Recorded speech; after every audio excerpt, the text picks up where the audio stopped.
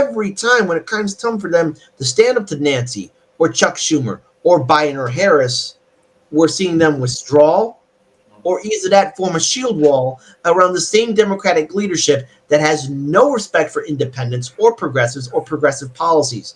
Medicare for All is popular amongst all voters. That's including Republican voters, conservative voters. Student debt forgiveness is popular amongst voters. That's including the conservatives, as well as so many other issues, ending regime change wars, and so much more. But we're seeing the shield wall form around Democratic leadership. And at this point, come 2024, if Bernie Sanders or anyone else decides to throw their hat in the ring, why are you running in the Democratic Party when they made it clear not once but twice? Yeah, they're not going to fight for us. And if you do even run the Democratic Party, they will do a thing called election fraud, such as closing down polling stations, making sure the machines don't work, not enough paper ballots. Oh, hey, don't serve food in line for people waiting 8 hours, 12 hours, 24 hours just to goddamn vote. All right, so what do we do? What's the solution? Like, I thought of something that I say, hey, we got to have a more transactional relationship. Not only do they have to do the People's Gauntlet, right, which is they have to tell us how they feel about all the progressive topics that we care about, Medicare for all, et cetera, but every time they do something that we like, that's when we would give $1 or $2 or $3 of a donation collectively.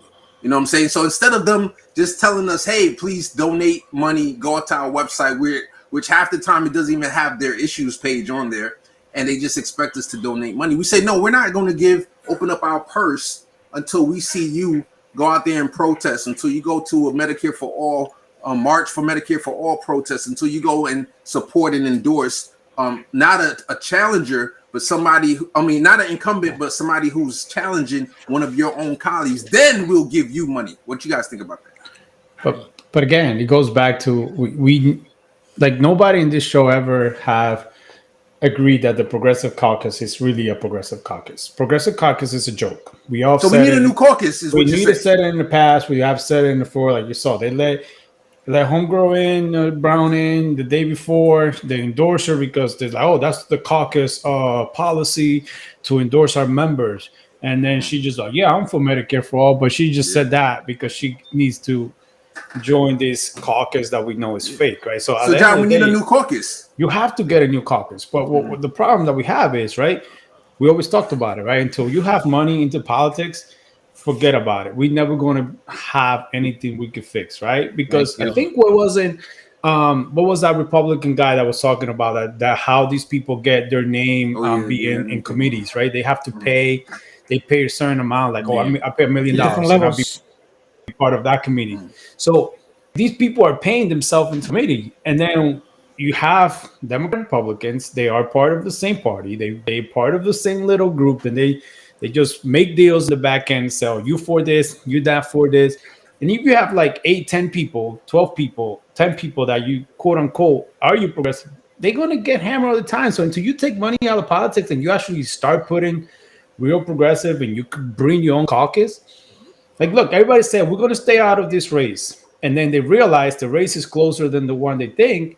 Then you got, the Jewish community coming in, $1.5 million, Super PAC coming in, putting all these TV ads saying that Nina is against, Israel and whatnot. Then you have Clyburn, Richie Torres, and Biden. They all come in that weekend. Last minute. Boom. And they come in the last minute. So at that point, what do you do? Like if they tell you, quote unquote, hey, we're going to take out of the race. And they're like, oh, wait, you're supposed to be staying there, all the money. They're going to come in as well. So that she came in the 12 hours, but we don't see like that everybody else also came in, 24 hours before the 12.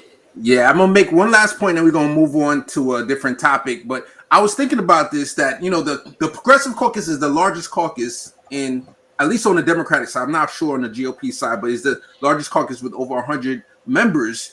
But we know that they're all not progressive. So what does that mean? When they vote for their leadership, we could automatically assume that half of those people have nefarious intentions.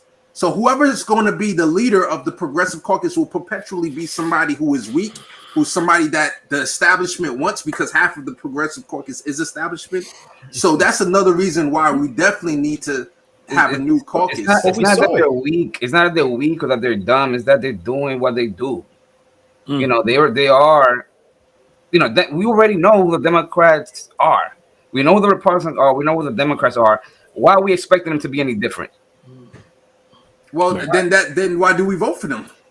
Well, because sometimes you just can't let fascists win.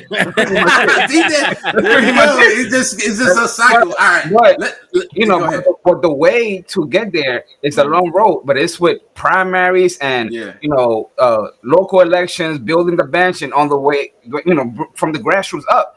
That's the only way that I see possible. Because there's no way. I know it's going to offend some people. There's no way a third party is going to do anything anytime soon.